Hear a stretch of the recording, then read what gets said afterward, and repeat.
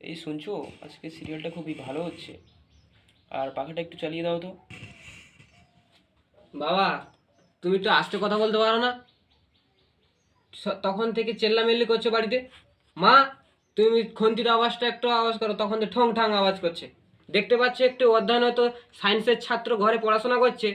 কত টাপের বিষয় জানো? যখন তখন অঙ্ক আবিষ্কার করে দিতে পারি। তোমরা যদি এভাবে কথা বলো, তাহলে পৃথিবী থেকে একটি অধ্যয়নত ছাত্র হারিয়ে যাবে। পরীক্ষায় ফেল করে যেতে পারি। যত সব। ঘরে বসে না থেকে তো আমার নামে যে পাড়ায় প্রশংসা করতে পারো, সেটাও তো পারো না। ঘরে বসে বসে গল্প করছে। বাবা, তুমি বলেছিলে না 99% নাম্বার পেলে বাইক কিনে দেবে? হ্যাঁ বলেছিলাম, আগে পেয়ে দেখা।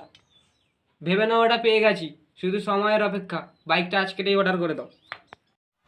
কি বলে?